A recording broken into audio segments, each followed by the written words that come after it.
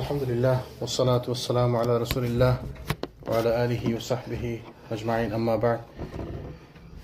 আল্লাহ সুবহানাহু ওয়া তাআলার শুকরিয়া, যিনি আমাদেরকে তৌফিক দিয়েছেন দিন সম্পর্কে জানার জন্য, শেখার জন্য, একত্রিত হওয়ার। আল্লাহ সুবহানাহু ওয়া তাআলা যেন আমাদের এই চেষ্টার মধ্যে বারাকা দান করেন। আল্লাহ সুবহানাহু ওয়া তাআলা যেন আমাদেরকে দিন সম্পর্কে শেখার তৌফিক দান করেন। আমরা যেন এই সমস্ত আলোচনা থেকে শিখে আমাদের জীবনে আমরা ইমপ্লিমেন্ট করতে পারি। আল্লাহ সুবহানাহু ওয়া তাআলা যেন আমাদেরকে তৌফিক দেন। আমিন ইয়া রাব্বাল আলামিন। প্রিয় ভাইয়েরা, আসলে এই প্রচেষ্টা ইটস নট ইজি। এই যে দিনের জন্য চেষ্টা করা, শেখার জন্য চেষ্টা করা, এই যে আমরা বসা, গুরুত্বপূর্ণ সময় অতিবাহিত করা, দিস ইজ নট ইজি। এটা ইজি ব্যাপার না। তো আল্লাহ সুবহানাহু ওয়া তাআলা যেন আমাদের এই চেষ্টাকে কবুল করেন। আল্লাহ সুবহানাহু ওয়া তাআলা যেন আমাদের এই প্রচেষ্টাকে আরো বাড়িয়ে দেন, আমরা যেন আরো সময় দিতে পারি দিনের জন্য। কারণ এই আমরা যে অবস্থাতে আছি, স্পেশালি এই কুফফার দেশে, আমাদের জন্য আসলে কন্টিনিউয়াস শিক্ষার মধ্যে না থাকলে আমরা খুব ইজিলি বিচলিত হয়ে যাব, খুব ইজিলি আমাদের পা ফসকায় যাবে, পা পিছলায় যাবে। তো এটা আমাদের জন্য খুব কঠিন। আমরা যদি প্রতিনিয়ত শিক্ষার মধ্যে না থাকি, তাহলে আমরা বিপদে পড়ব। তাহলে আমাদেরকে শিখতে হবে, দিন সম্পর্কে জানতে হবে কন্টিনিউয়াসলি। এটা আমাদের জন্য জরুরি প্রয়োজন, আমাদের জন্য, আমাদের পরিবারের জন্য। যেমন আজকে আমরা যারা এখানে আছি, সবাই আমরা অ্যাডাল্ট যারা আছে, বাংলাদেশ থেকে আসছি, তাই না? তো আমাদের কিছু বেসিক দিনই বিষয় জানা আছে, তাই না? যে সালাত কীভাবে পড়তে হবে, সালাত পড়তে হবে, না পড়লে আমরা আল্লাহ সুবহানাহু ওয়া তাআলা আমাদেরকে দুজখে দিবেন, এই হবে, সেই হবে, এই পানিশমেন্ট, ওই পানিশমেন্ট, কিছু তো আইডিয়া আমাদের আছে, তাই না? তো এই জন্য আমরা অন্তত পক্ষে সালাত পড়ি। শুদ্ধ হয় কি না হয়, নিয়ম অনুযায়ী হয় কি না হয়, আল্লাহ রাসূলের মতো হয় কি না হয়, সেটা পরে, তাই না? কিন্তু আমরা তো চেষ্টা করি। তো আপনি চিন্তা করেন, আপনি যদি ভালোভাবে না শিখেন, না জানেন, আপনার পরবর্তী প্রজন্মকে আপনি কিভাবে শেখাবেন? আর তার পরবর্তী প্রজন্ম কিভাবে শিখবে? তো আপনি তো মনে করেন যে আমি দেশ থেকে শিখে আসছি, আমি সেফ হয়ে গেলাম। আমার পরের প্রজন্মকে কে সেভ করবে? তাদেরকে কে শেখাবে? তা আপনি তো সময় দিতে হবে, হয় আপনি শিখাইতে হবে, না তাকে মসজিদে নিয়ে আসতে হবে, মাদ্রাসায় নিয়ে আসতে হবে, তাকে স্কুলে, ইসলামিক স্কুলে দিতে হবে। তো এই যে প্রচেষ্টাটা আমাদের দরকার, আমাদের পক্ষ থেকে দরকার। আচ্ছা, আপনি তো তাও যেমন যেমন তেমন আপনার ছেলেকে শিক্ষা দিলেন। আপনার ছেলেকে যদি ওই পরিমাণ শিক্ষা দিতে না পারেন যেন সে তার ছেলেকে, তার পরবর্তী প্রজন্মকে শিক্ষা দিবে, তাহলে কেমনি 2-3 প্রজন্ম পরে আমাদের মসজিদ বিক্রি করা লাগবে। আমরা যেমন চার্চগুলো বিক্রি হইতেছে, আমরা কিনে কিনে মসজিদ করতেছি, তখন আমাদের মসজিদ বিক্রি হবে, মানুষ কিনে কিনে হোটেল রেস্টুরেন্ট করবে। তো আমরা কি এটা চাই? না। আজকে জুমাতে আমাদের মসজিদের একটি ছেলে, আমাদের ছেলেদের মধ্যে একটি ছেলে, ইমাম সাহেব বলতেছিল, ইস্তাউ তারাসু, পায়ের সাথে পা, কাঁধের সাথে কাঁধ। তো আমাদের এক ছেলে, আরেক ভাই আমাকে দেখাচ্ছে, দেখেন দেখেন, আমাদের এক ছেলে, তার পাশে এক পাশে মুরব্বী একজন, আরেক পাশে ইয়াং একজন। আমাদের ছেলের বয়স কত? 7-8 বছর। সে ওই পাশের ইয়াং অ্যাডাল্টকে বলতেছে, 30-35 বছরের ভাইকে, ফিট টু ফিট, তাই না? বাম পাশে মুরব্বী, তাহলে তারও দুর্ভাগ্য বা সৌভাগ্য, দুই পাশে দুইজন পা মিলায় না। বাম পাশে মুরব্বীকে সে বলতেছে গ্র্যান্ডপা। তো এইগুলো আমরা চাই, তাই না? তো এরকম আমাদের নেক্সট প্রজন্মকে তৈরি করে যাওয়া দরকার। তো এই যে বাচ্চাটা এটা বললো, সে শিখছে কোন জায়গা থেকে? নিশ্চয়ই সে মসজিদে আসতে দিকে শিখছে, ইমামকে বলতে শুনছে। হয়তো সে বুঝে না পায়ের সাথে পা লাগালে কি হবে, তার ওই বুঝ নাই, কিন্তু মসজিদে আসাতে ইমামকে বলতে শুনছে প্রত্যেক ওয়াক্তে, তো তার মাথায় ঢুকছে যে এটা সালাতের অংশ, এবং এটা আসলে সালাতের অংশ। রাসূল বলে না, মানে ইমাম সাহেব বলে না, ওই যে ইস্তাউ তারাসু ফাইন্না তাসবিয়াতাস সাফফি মিন তামামিস সালাহ ফাইন্না তাসবিয়াতাস সাফফি মিন ইকামাতিস সালাহ। এই যে অর্থগুলো আমরা বুঝি না। এই জিনিসটা, পায়ের সাথে পা মিলানো সালাত প্রতিষ্ঠার অংশ, সালাতের সৌন্দর্যের অংশ, হাদিসের মধ্যে আসছে। তাহলে সালাতের অংশ এই জিনিসটা। তো আমাদের এই ছেলে তো মাথায় এটা ঢুকছে, এটা সালাতের অংশ, এটা না হলে সালাত শুরু হবে না। তো এইরকম আমরা চাই, তাই না? তো এই জন্য কি করতে হবে? আমাদেরকে চেষ্টা করতে হবে। আমাদের বাচ্চাকে মসজিদে নিয়ে আসতে হবে, নিজে শিখতে হবে, তাকে শিখাইতে হবে। শেখার মধ্যে কোনো লজ্জা নাই। আপনিও বসবেন, আপনার ছেলেকে বসাবেন। আমার ছেলেকে বসলো আর আমি বাইরে ঘুরতেছি, তো লাভ নাই। তো আমাকে তো শিখতে হবে। আমাদের শিক্ষার মধ্যে তো প্রচুর ভুল আছে। আমরা যা শিখে আসছি বাংলাদেশ থেকে, আমাদের শিক্ষার মধ্যে প্রচুর প্রচুর ভুল আছে, তাই না? তো আমাদেরকে আল্লাহ সুবহানাহু ওয়া তাআলা এগুলো ঠিক করে সহিভাবে আমল করার তৌফিক দান করুন। আমরা আলোচনা করতেছিলাম আবু বকর রাদিয়াল্লাহু আনহুর জীবনী সম্পর্কে। আবু বকর রাদিয়াল্লাহু আনহু হচ্ছেন রাসূল সাল্লাল্লাহু আলাইহি ওয়াসাল্লামের পরে এই উম্মতের সবথেকে গুরুত্বপূর্ণ ব্যক্তি, তাই না? তার থেকে গুরুত্বপূর্ণ ব্যক্তি উম্মতে আর দ্বিতীয় কেউ নাই, তার থেকে বেশি গুরুত্বপূর্ণ কেউ নাই। তো রাসূল সাল্লাল্লাহু আলাইহি ওয়াসাল্লামের পরে শুধু না, সৃষ্টির শুরু থেকে নিয়ে কিয়ামত পর্যন্ত যত লোক আসবে, তাদের মধ্যে নবী রাসূলদের পরে সর্বপ্রথম জান্নাতি ব্যক্তি মানে আবু বকর রাদিয়াল্লাহু আনহু। নবী রাসূলদের পরে, প্রত্যেক নবী রাসূলদের পরে সবথেকে দামি লোক হচ্ছেন আবু বকর রাদিয়াল্লাহু আনহু। তো তার জীবনে আমরা পড়তেছি কেন? কারণ তার জীবনীতে আমরা দেখতে পারবো কীভাবে তিনি রাসূল সাল্লাল্লাহু আলাইহি ওয়াসাল্লামের জীবন থেকে শিক্ষা নিয়ে ইমপ্লিমেন্ট করছেন। তো ইমপ্লিমেন্টেশনটা শিখতে পারবো আমরা তাদের জীবনী থেকে। আমরা রাসূল সাল্লাল্লাহু আলাইহি ওয়াসাল্লামের জীবনে আলোচনা করছি, তাই না? কিন্তু রাসূল সাল্লাল্লাহু আলাইহি ওয়াসাল্লামের সাথে তো আমাদের তুলনা হয় না। উনি যতটুকু পারছেন আমরা ততটুকু কখনোই পারবো না, সম্ভব না। তো তার জীবনী থেকে শিক্ষা নিয়ে তার সাহাবীরা কীভাবে অনুসরণ করছেন ওইটা আমরা শিখতে পারি, চেষ্টা করতে পারি যতদূর সম্ভব, তাই না? তো ওই চেষ্টাটা যেন আমরা করতে পারি, ওনাদের জীবন থেকে শিখে আমরা আমাদের জীবনে ইমপ্লিমেন্ট করতে পারি, এটি হচ্ছে আমাদের উদ্দেশ্য। আল্লাহ সুবহানাহু ওয়া তাআলা যেন আমাদেরকে তৌফিক দেন। তো আমরা আজকে থেকে যে অধ্যায়টা আলোচনা শুরু করবো এটা হচ্ছে আমাদের জন্য ইন্টারেস্টিং, এটা আমাদের সব সময় গর্বের ব্যাপার যে সাহাবীদের সময়, রাসূল সাল্লাল্লাহু আলাইহি ওয়াসাল্লামের সঙ্গীদের সাহাবীদের সময়, বিশেষ করে খলিফাদের সময় থেকে যুদ্ধের যে শুরুগুলা, যুদ্ধের শুরুয়াতগুলা, ওইখানে কোনো পরাজয়ের হিস্ট্রি নাই। ওইখানে শুধু গর্ব, আমাদের শক্তি, আমাদের বুদ্ধিমত্তা, আমাদের মানে প্রদর্শন, শক্তিমত্তা প্রদর্শন, ইসলামের বিকাশ, প্রচার, প্রসার চারিদিকে পুরো পৃথিবী জুড়ে। তো এটা আজকে থেকে আমরা যুদ্ধ শুরু করবো ইনশাল্লাহ, এবং এটা ইন্টারেস্টিং, সাথে সাথে আমাদের জন্য অনেক লেসন আছে।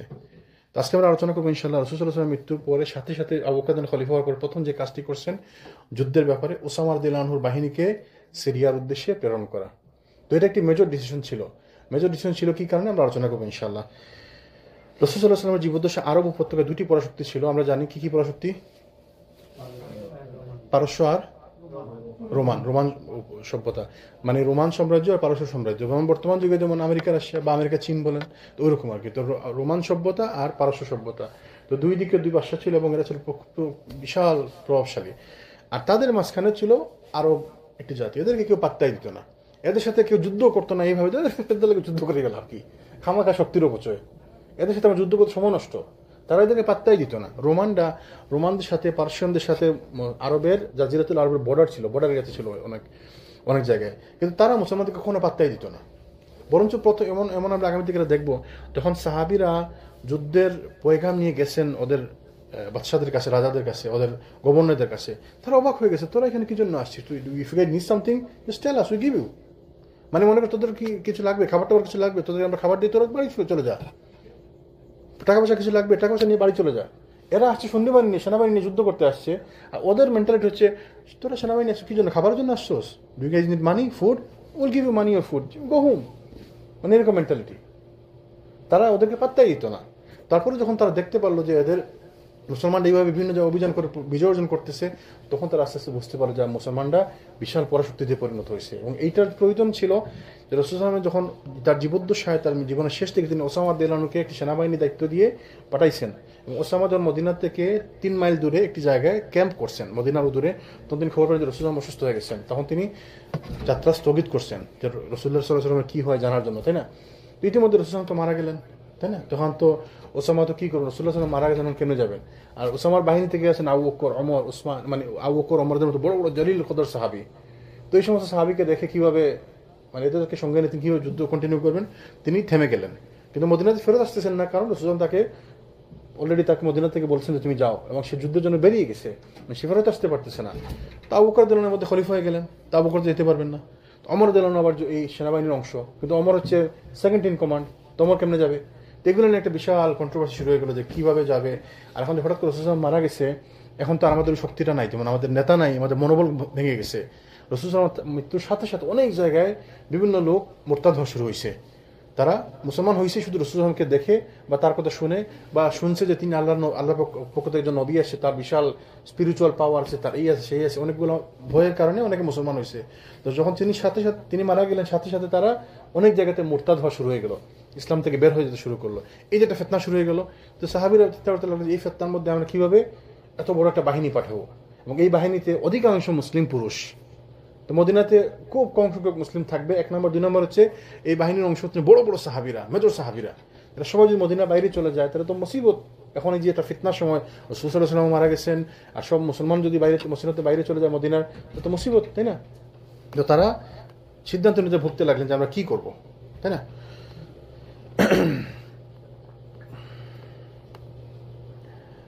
তো রাসূল যখন ওই হেরাক্লিয়াসের কাছে চিঠি পাঠাচ্ছিলেন তার জীবদ্দশায়, রোমান বাদশাহ, তো চিঠি পাঠানোর পরে সে চিঠিকে অবজ্ঞা করলো এবং সে চিঠি পাত্তা দিল না। তো এই জন্য রাসূল সাল্লাল্লাহু আলাইহি ওয়াসাল্লাম প্রমাণ করতে চাইলেন যে আমরা যে দুর্বল না। তো এই জন্য তিনি ওসামাকে দায়িত্ব দিয়ে একটি বাহিনী প্রস্তুত করলেন, যে তুমি বললেন তাদেরকে তুমি অমুক অমুক এলাকায় গিয়ে আক্রমণ করবা, তাদেরকে জানিয়ে দেওয়ার জন্য যে আমাদেরও শক্তি কম না, আমাদের শক্তি আছে, তাই না? এবং এই উদ্দেশ্যে কৌশল অংশ হিসেবে আরব উপত্যকার উত্তরে একটি এলাকা আক্রমণের জন্য রাসূল সাল্লাল্লাহু আলাইহি ওয়াসাল্লাম প্রথম মুসলিম বাহিনী প্রেরণ করেন। সেটা ছিল আগে 7ম 8ম হিজরি থেকে মুতা যুদ্ধ নামে পরিচিত, এবং এটা সবাই জানেন, তাই না? অনেক নাম করা একটি যুদ্ধের, যারা জানেন তো জানেন, আমরা শর্ট করে একটু বলি। মুতা যুদ্ধের সময় রাসূল সাল্লাল্লাহু আলাইহি ওয়াসাল্লাম 3000 সেনাবাহিনী, 3000 সাহাবীকে পাঠাইছেন। সেনাবাহিনীর দায়িত্ব ছিলেন কে বলতে পারেন? 3জনকে দায়িত্ব দিয়েছেন, কিন্তু দায়িত্ব তো 3জন এসে ছিলেন না। জাইদ বিন হারিসা রাদিয়াল্লাহু আনহু তাকে প্রথম সেনাপতি হিসেবে তৈরি করে পাঠাইছেন, রেডি করে পাঠাইছেন। বলছেন যদি জাইদের কিছু হয় তাহলে সেনাপতি দায়িত্ব নিবে কে? তার চাচাতো ভাই জাফর বিন আবু তালিব। যদি জাফরের কিছু হয় তাহলে তার সেনাবাহিনীর দায়িত্ব নিবে কে? আব্দুল্লাহ ইবনে রাওয়াহা। রাসূল সাল্লাল্লাহু আলাইহি ওয়াসাল্লাম একজন কবি ছিলেন, 2জন কবির মধ্যে একজন ছিলেন আব্দুল্লাহ ইবনে রাওয়াহা। তো এই যে বলে দিলেন, যেন এক্সাম্পল ধরেন আমি বললাম যে আপনারা 3জন একটা কাজে যান, তো যুদ্ধে যান, তো আপনি থাকলেন প্রথম সেনাপতি, যদি আপনার কিছু হয় তাহলে আপনি, তার মানে কি? তার মানে আপনাকে রাসূল আমার বলা তো একটা বলা, কিন্তু রাসূল বলা মানে হচ্ছে ওইটাই নিয়ম কহি, তাই না? তো বলছেন যে আপনি যদি কিছু হয় তার মানে আপনি শেষ, আপনি মারা যাবেন, তারপরে আপনি, আপনার যদি কিছু হয় তারপরে আপনি, তারপরে আপনার যদি কিছু হয় তারপরে কিছু বলেননি, তাই না? তো এই যে তিনি সাহাবীরা ইনি বুঝলেন যে আমি শেষ, ইনিও বুঝলেন আমি শেষ, উনিও বুঝলেন আমি শেষ, কিন্তু তারপরেও তারা তো পিছ পাওলেন না। এই হচ্ছে সাহাবীরা, এই হচ্ছে তাদের ঈমান। তা আমি জানতেছেন যে আমি যুদ্ধে গেলে আমি মারা যাব। আমরা হইলে বলতাম যে আজকে আমার পেটটা ব্যথা করতেছে, আমি তো আজকে আসতে পারবো না, নাহলে আমার মারে ডাক্তারে যেতে হবে, হসপিটালে যেতে হবে, আমার বাবার নিয়ে এখানে যেতে হবে, আমার ছেলে কাঁদতেছে, আমাদের কত কিছু তো বাইর করতাম। সুবহানাল্লাহ, আমাদের তো বাহানার কোনো অভাব নাই, বুঝছেন না? আমাদের পরিচিত বড় ভাই ছিল আমাদের স্কুলে থাকতে, তো প্রিন্সিপাল কাছে চিঠি লিখছে, বাসায় যাবে, বুঝছেন নি? তো চিঠি লেখা লাগে না, অ্যাপ্লিকেশন করা লাগে না? তো অ্যাপ্লিকেশন করছে, স্যার আমাকে আজকে ছুটিতে বাধিত করবেন, আমার মাথায় 20 বেদনা চিলকারি দিতেছে। মানে আর কিছু খুঁজে পায় না, কি করবো, যা মনে চায়। সিলেটি ভাষা বলে কি 20 মানে হচ্ছে ব্যথা, 20 বেদনা মানে ব্যথা, চিলকারি সব ওইগুলো ব্যথা আর কি, এগুলো দিতেছে, তো আপনারা আমাকে ছুটিতে বাধিত করবেন। তো আমরা আমাদের ওই প্রয়োজনের সময় আমরা কত কিছু যে বাইর করি, তো এটা আমরা বাইর করতাম। তো যাই হোক, তো যুদ্ধে গেলেন, যুদ্ধে গিয়ে যথারীতি জায়েদ বিন হারিসা রাদিয়াল্লাহু আনহু মারা গেলেন। তারপর দায়িত্ব নিলেন জাফর বিন আবু তালিব, তিনি মারা গেলেন। তিনি মারা যাওয়ার পর তার ডান হাতে ছিল পতাকা, তার ডান হাত কেটে ফেললো, বাম হাতে নিলেন পতাকা, বাম হাত কেটে ফেললো, তখন তিনি 2 হাতের যে অংশটুকু ছিল বাকি ওটা দিয়ে পতাকা ধরে রাখলেন, তাই না? তারপর 2 হাত কেটে ফেললো। এভাবে তাকে তিনি যখন যুদ্ধ শেষে তার বডি পাওয়া গেল, দেখা যাচ্ছে 70টার অধিক তরবারির কোপ তার গায়ে চিহ্ন, মানে আঘাতের চিহ্ন। রাসূল তখন বর্ণনা দিচ্ছিলেন সাহাবীদেরকে যে এইমাত্র জায়েদ মারা গেল, এইমাত্র জাফর মারা গেল। তারপর দায়িত্ব নিলেন আব্দুল্লাহ ইবনে রাওয়াহা, তিনিও মারা গেলেন। তখন তিনি যখন মারা গেলেন তখন সাহাবীদের মধ্যে একটি মানে সমস্যা তৈরি গেল যে কি করা যায়, নার্ভাস হয়ে গেল ওরা। তখন সবাই মিলে বললো যে কাকে দায়িত্ব দেওয়া যায়। তখন নতুন মুসলমান হয়েছেন মাত্র 2 দিন আগে, মুসলমান হয়েছেন কে? খালিদ বিন ওয়ালিদ, 2 দিন আগে মুসলমান হয়েছেন মাত্র, তাই না? রাসূল তাকে পাঠিয়েছিলেন সাথে, কিন্তু তিনি তো 2 দিন আগে কুফার ছিলেন, তারা তো সেনাপতি বানানো, অনেকে মানতেছে না, আর অনেকে বলতেছে যে এই পরিস্থিতিতে এর থেকে যোগ্য লোকটা আমাদের মধ্যে নাই। আর খালিদ বিন ওয়ালিদ তো সেনাপতি, কুফারদের সেনাপতি ছিল, আর এই লোক তো জেনারেল। তো তারা পরে সিদ্ধান্ত নেন যে খালিদকে দায়িত্ব দিবেন। তো খালিদকে দায়িত্ব যখন দিলেন, রাসূল ওইদিকে মদিনায় বলতেছেন সাহাবীদেরকে যে এইমাত্র আল্লাহর তরবারি সমূহের মধ্যে একটি তরবারি দায়িত্ব নিল, তো সাইফুম মিন সাইফুল্লাহ, আল্লাহর তরবারি সমূহ একটি তরবারি দায়িত্ব নিল। তারপরে খালিদ বিন ওয়ালিদ রাদিয়াল্লাহু আনহু তার কৌশল প্রয়োগ করে আল্লাহ সুবহানাহু ওয়া তাআলার রহমত এবং বারাকাতে তিনি মুসলমানদেরকে সেভ করে নিয়ে আসতে পারলেন। তো ওইটা ছিল রোমানদের সাথে মুসলমানদের প্রথম যুদ্ধ। পরবর্তী বছরে ফলোয়িং বছরে রাসূল রোমানদের সাথে যুদ্ধ করার জন্য ইসলামের ইতিহাস সব থেকে বড় এক্সপিডিশন যেটা ছিল রাসূলুল্লাহর জীবদ্দশায়, কি নাম, কোন যুদ্ধ? সব থেকে বড় যুদ্ধ কোনটা ছিল? তাবুকের যুদ্ধ। তাবুকের যুদ্ধে কতজন মুসলমান মারা গেছে কে বলতে পারেন? তাবুকের সব থেকে বড় যুদ্ধ কিন্তু ছিল তাবুকের যুদ্ধ। 30,000 সাহাবী নিয়ে রাসূল সাল্লাল্লাহু আলাইহি ওয়াসাল্লাম 1 মাসের যাওয়া 1 মাসের আসা সফর, এবং ওইখানে গিয়ে তিনি 40 দিন অবস্থান করছেন, এক বর্ণনা আসছে। আবার অন্য বর্ণনা আসছে 30 দিন থাকছেন। তো মানে বিশাল লম্বা সফর ছিল, অনেক দিন সফর ছিল। তো কতজন মুসলমান মারা গেছে কে বলতে পারেন? একজনও না। কেন? কারণ যুদ্ধ হয় না এখানে। তো রাসূল সাল্লাল্লাহু আলাইহি ওয়াসাল্লাম গেছিলেন ওদের সাথে যুদ্ধ করার জন্য, কিন্তু ওইখানে যাওয়ার পরে অবস্থান করলেন, কিন্তু কুফফারদের মধ্য থেকে কেউ আসলো না, যুদ্ধ করার জন্য কেউ আসলো না। রোমানদের সাথে যুদ্ধ করার জন্য গেছিলেন, কিন্তু রোমানরা আসলো না যুদ্ধ করার জন্য। তো না আসার কারণে তো যুদ্ধ বিফলে যায়নি। রাসূল সাল্লাল্লাহু আলাইহি ওয়াসাল্লাম ওইখানে বিভিন্ন এলাকা তিনি দখল করছেন, বিভিন্ন এলাকায় মুসলমানদেরকে গভর্নর হিসেবে বসিয়ে দিয়ে আসছেন, মুসলিমদের কাছ থেকে ট্যাক্স জিজিয়া আদায় করে নিয়ে আসছেন, ওদের সাথে চুক্তি করে আসছেন। তো এটা বেনিফিশিয়াল হয়েছে অনেক। তো এই যে ছিল, তো এইটার পরিপ্রেক্ষিতে আবার ওদের বিরুদ্ধে রোমানদের বিরুদ্ধে কিন্তু একটা যুদ্ধ শুরু হয়ে গেছে এখন। মুতার যুদ্ধ হইলো, এই যে তাবুকের যুদ্ধে গেলেন, তো ওদের সাথে একটা ক্লাস শুরু হয়ে গেছে, তাই না অলরেডি। তো এরই ফলশ্রুতিতে তিনি উসামার বাহিনীকে পাঠাইছেন বর্তমান যে জর্ডান এলাকায়, ওই পাঠানোর জন্য প্রস্তুতি নিচ্ছেন। তো উসামা মদিনার বাইরে গেছেন, তার মধ্যে উসামা সুস্থ হয়ে গেছেন। তো এখন তো তার খলিফা নির্বাচন হবে, রাসূলুল্লাহর দাফন কাফন হবে, এবং মুসলমানদের মধ্যে একটা নেতা সংকট তৈরি, এগুলো কি করা যায়, এই যে নেতৃত্বের সংকট, সিদ্ধান্তের সংকট, এই সমস্ত কারণে তারা ডিলে হয়ে গেল জিনিসগুলা, তাই না। তারপরে যখন তিনি এগুলো মোটামুটি সেটেল ডাউন হলো, তখন আবু বকর রাদিয়াল্লাহু আনহু সিদ্ধান্ত নিলেন তিনি উসামার বাহিনীকে পাঠাবেন। তখন অনেক সাহাবী যুক্তি দিতে শুরু করলো, এবং এটা যুক্তিসঙ্গত ব্যাপার যে এখন এই মুহূর্তে আমরা উসামার বাহিনীকে পাঠাবো, এত সংখ্যক মুসলমান যদি মদিনার বাইরে চলে যায়, আর এখানে বড় বড় সাহাবীর সবাই বাহিনীর অংশ, আর এই যে নতুন করে বললেন যে ফিতনা শুরু হয়েছে, বিভিন্ন দিকে মুরতাদ হওয়া শুরু হয়েছে, মুশরিক যারা ছিল তারাও যদি অ্যাটাক করে, বিভিন্ন গোত্র যদি অ্যাটাক করে মদিনাতে, তাহলে কি অবস্থা হবে এখন। আর রাসূল সাল্লাল্লাহু আলাইহি ওয়াসাল্লাম নাই, আমাদের শক্তিও কমে গেছে। আর রাসূলুল্লাহ সাল্লাল্লাহু আলাইহি ওয়াসাল্লাম যাওয়াতে, শুধু একজন লোক যাওয়াতে এত শক্তি কমলো কেমনে? ওই যে মানসিক শক্তি, যে রাসূলুল্লাহ তো নাই, আর ওদের মনে যে ভয় ছিল কুফফারদের মনে। রাসূল সাল্লাল্লাহু আলাইহি ওয়াসাল্লামের ব্যাপারে একটা হাদিসে আসছে, আল্লাহ সুবহানাহু ওয়া তাআলা রাসূল সাল্লাল্লাহু আলাইহি ওয়াসাল্লাম যখন কোন যুদ্ধে যেতেন, তার কাফিরদের মনে তার জন্য ভয় ঢুকিয়ে দিতেন, রাসূলুল্লাহর জন্য ভয় ঢুকিয়ে দিতেন 1 মাসের দূরত্ব থেকে। তো তারা মনের মধ্যে একটি ভয় থাকতো যে রাসূলুল্লাহ উপস্থিত, মুহাম্মদ সাল্লাল্লাহু আলাইহি ওয়াসাল্লাম উপস্থিত আছেন। তো ওইটা নাই, মুহাম্মদ সাল্লাল্লাহু আলাইহি ওয়াসাল্লাম উপস্থিত নাই, তাদের মনে ভয় কমে গেছে।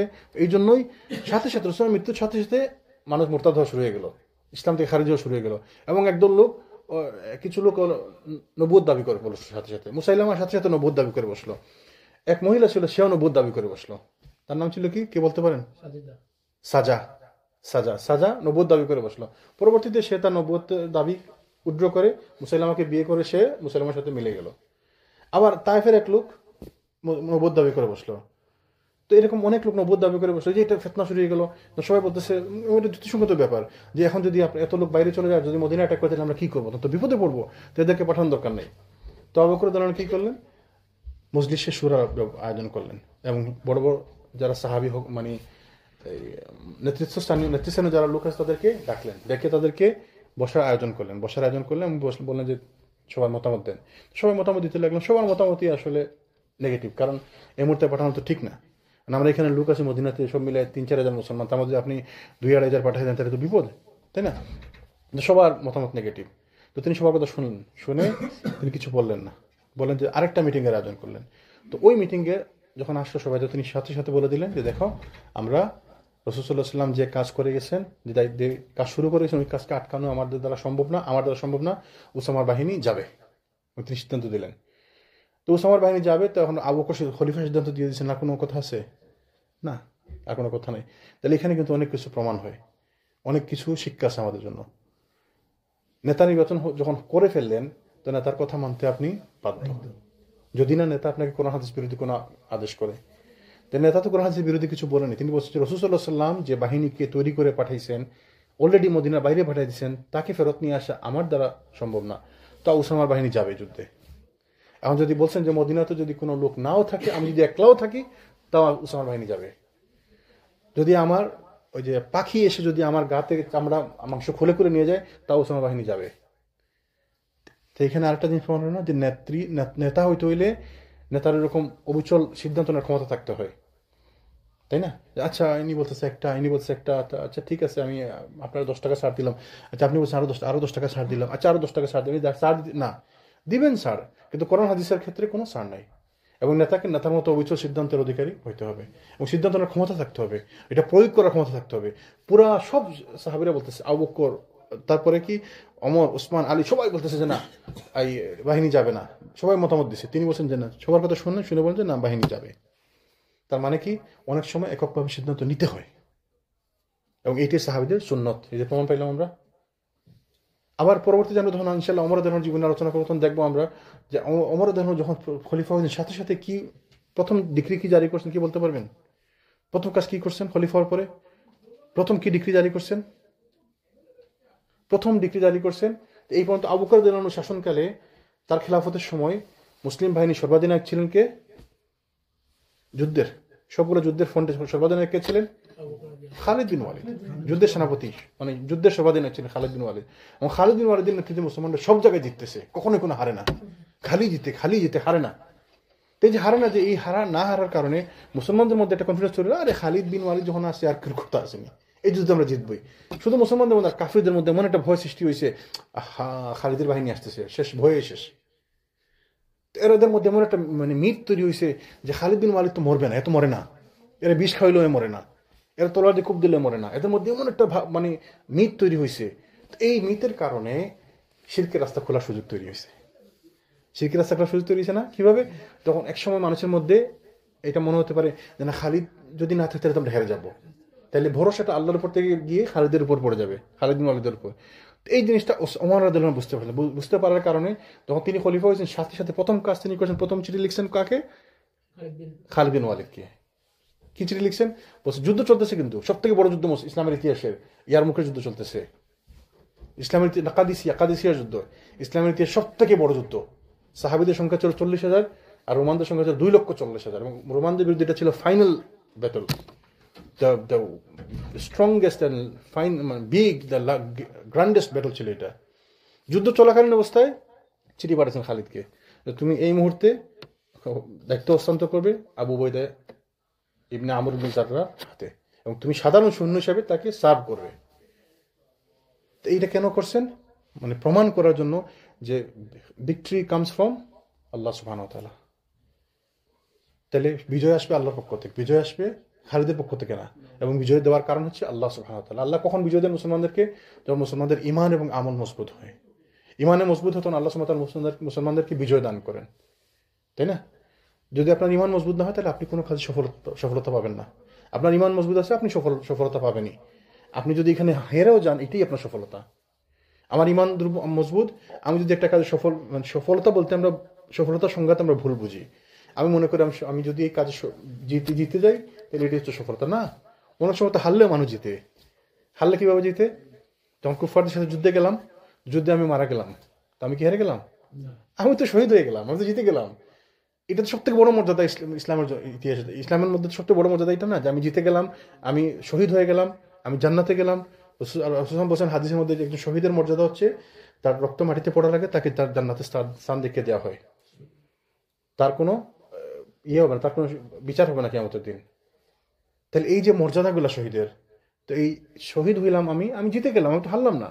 আবার রাসূল বলেন আরেক হাদিস মধ্যে, আজাব আল আমরিল মুমিনিন, মুমিনদের ব্যাপারটা amazing affairs, amazing is the affairs. তারা যখন কোনো কিছু পায় তারা খুশি হয়, তারা আল্লাহ শুকরিয়া আদায় করে। যখন কোনো কিছু পায় না তখন তারা ধৈর্য ধারণ করে এবং তারা ধৈর্যের জন্য পুরস্কার পায়। তো আমাদের তো লস নাই, আমরা তো উইন। তাইলে বোঝা গেল কি? আবার অন্য জায়গায় আমরা দেখছিলাম যে আলোচনা করবো ইনশাআল্লাহ, যখন ওমর রাদিয়াল্লাহু আনহুর জীবনী। ওমর রাদিয়াল্লাহু আনহু হচ্ছেন ওই সাহাবী যিনি বায়াতুর রিদওয়ান, যেটা সবাই খুব নাম করে না, হুদায়বিয়ার সন্ধি। তো বায়াতুর রিদওয়ান মানে কি? ওই যে যেখানে গাছের নিচে, তাহতাশ শাজার, গাছের নিচে যখন সবাই বায়াত নিল, এদের মর্যাদা ইসলামের বিশাল মর্যাদা। বদরি সাহাবীদের মর্যাদা নাম্বার 1, তারপর হচ্ছে বায়াতুর রিদওয়ানে যারা ছিল তার মর্যাদা বেশি। তো ওমর রাদিয়াল্লাহু আনহু কি করলেন? গাছ কেটে ফেললেন। সাথে সাথে গাছ কেটে ফেললো। কি ব্যাপার? গাছ কেটে ফেললেন কেন? ওই গাছে শিরকের সুযোগ হবে। তো ওমর ছিলেন যে শিরকের কোনো যেখানে নাম গন্ধ আসার সুযোগ আছে, একদম সমূলে উৎপাট করে দিলেন। হাজর আসওয়াদে আমরা কি মারামারি করি না, চুমা দেবো? হাজর আসওয়াদ তিনি বলছেন যে, এই হাজর আসওয়াদ, তোমাকে আমি চুমা দিচ্ছি কারণ রাসূল চুমা দিতে দেখছি, এই জন্য তোমার তো কোনো ক্ষমতা নাই। তো ওমর রাদিয়াল্লাহু ছিলেন ওইরকম, যে শিরকের কোনো গন্ধ যেখানে আসতে পারে ওইখান থেকে তিনি একদম সমূলে উৎপাদন করে দিচ্ছেন। জানি তো ওই সমস্ত সাহাবীরা বললেন যে আমরা এই এত বড় বড় সাহাবী ছিলেন, তার এই সিদ্ধান্তের অপোজিটে, কিন্তু তিনি সিদ্ধান্ত নিলেন যে না, ওসামার বাহিনী যাবে মদিনাতে। যদি একজন লোক থাকে, যদি আমি একলা থাকি, তাও ওসামার বাহিনী যাবে। যদি আমার পাখি এসে আমার গা থেকে মাংস খুলে করে নিয়ে যায়, তাও ওসামার বাহিনী যাবে। ওসামার বাহিনীকে আমি আটকাবো না। তো তারা সবাই ঠিক আছে মানলেন, যে ঠিক আছে, আচ্ছা আপনার কথা মানলাম, ওসামার বাহিনী যাবে, এই বাহিনী যুদ্ধে যাবে, ঠিক আছে মানলাম। তারপরে কিছু আনসারদের মধ্যে কিছু সাহাবী তারা সিদ্ধান্ত নিলেন যে আমরা তাকে জিজ্ঞেস বলবো যেন ওসামাকে যেন সেনাপতি হিসেবে না পাঠায়। আচ্ছা ঠিক আছে, যুদ্ধে যাওয়ার অসুবিধা নেই, মানলাম আপনার কথা, আপনি যুদ্ধ দিবেন, লোক পাঠাবেনই, পাঠানোর অসুবিধা নাই, কিন্তু ওসামাকে যেন সেনাপতি করে না পাঠায়, বাচ্চা ছেলে, তাই না? তো তারা ওমর রাদিয়াল্লাহু আনহুকে পাঠালেন, 10-12 জনে মিলে সিদ্ধান্ত নিয়ে ওমরকে পাঠালেন ভিতরে। ওমর এসে বললেন যে, আবু বকর ইয়া খলিফা, খলিফাতুর রাসূলিল্লাহ। আবু বকর রাদিয়াল্লাহু আনহু উপাধি ছিল, টাইটেল ছিল কি? খলিফাতুর রাসূলিল্লাহ। তারপরে যখন ওমর রাদিয়াল্লাহু আনহু খলিফা হলেন, তখন তারা দেখলেন যে খলিফাতুর রাসূলিল্লাহ কেমন হয়ে যায় না? খলিফাতুর রাসূলিল্লাহ মানে আল্লাহ রাসূলের খলিফা। আর যদি এই সিলসিলা চলতে থাকে তাহলে নাম হবে কি? খলিফাতুর রাসূলিল্লাহ। খলিফা, আল্লাহ রাসূলের খলিফার তাই না? তো তার নাম চেঞ্জ করে দিলেন আমিরুল মুমিনিন। তো এইভাবে তারপর থেকে আমিরুল মুমিনিন চলতে থাকলো। তো তিনি বলেন, ইয়া খলিফাতুর রাসূলিল্লাহ, আমার একটা প্রস্তাব আছে। কি বলে? আনসারদের মধ্যে কিছু লোক এইটা প্রস্তাব করছে যে ওসামাকে আপনি সরিয়ে অন্য কাউকে এখানে দায়িত্ব দেন। ওসামা বাচ্চা ছেলে। আবু বকর সাথে সাথে লেগে গেলেন। ওমরের দাড়ি দল তাকে শাসাতে লাগলেন, অত বড় সাহস তোমার, আল্লাহ রসুলের সিদ্ধান্তের বিরোধিতা করো তুমি, আল্লাহ রসুলের সিদ্ধান্তের বিরুদ্ধে আমার সিদ্ধান্ত নিতে বলো। তো আবু বকর ভয় পেয়ে গেলেন, ওমর ভয় পেয়ে গেলেন। আবু বকরের অবস্থা, আবু বকর হচ্ছেন হ্যাংলা পাতলা লোক, বিভিন্ন বর্ণনায় পাওয়া গেছে তিনি হচ্ছেন হ্যাংলা পাতলা লোক। ওই যে বর্ণনা আছে না, কাপড় ঢিলে এমনি বাইরে পিছলে পিছলে পড়ে যেত, হালকা পাতলা লোক। আর ওমর ছিলেন দীর্ঘদেহী, বিশাল সুঠাম দেহের অধিকারী। ওমরকে দাড়িতে ধরে শাসানি দিলেন। তোমার দাড়িতে কেন ধরছেন, শাসানি কেন দিলেন? কারণ আল্লাহ রসুলের বিরুদ্ধে সিদ্ধান্ত নিব আমি, এত বড় সাহস তোমাকে এই কথা বলো কেমনে? ওমর ভয় পেয়ে গেলেন, সাথে সাথে বাড়ি করলেন, দূর হো তোমরা, তোদের কারণে আমি আল্লাহ খলিফার কাছে আমি কথা শুনতে হয়েছে, আমাকে কত বড় অপদস্থ হয়েছে আমি খলিফার সামনে, যাও দূর হো তোমরা। বাস ওই শেষ। তো রাসূল সাল্লাল্লাহু আলাইহি ওয়াসাল্লাম যখন উসামাকে পাঠাতে তৈরি হচ্ছিলেন প্রথমে, তখনও কিছু লোক বলছেন যে ইয়া রাসূলুল্লাহ, উসামাকে কে পাঠাবেন? তো বাচ্চা ছেলে, 16, 17, 18 বছর বয়সে। তো বলছিলেন যে দেখো, আজকে তোমরা যারা তোমাদের মধ্যে যারা তার নেতৃত্ব নিয়ে বিরোধিতা করতেছ, তো কিছু লোক তার বাপের নেতৃত্ব নিয়ে বিরোধিতা করছিল। যখন তাকে মুতার যুদ্ধে সেনাবাহিনী করে পাঠানো হয়েছিল যায়েদ বিন হারিসা রাদিয়াল্লাহু আনহু, তাই না?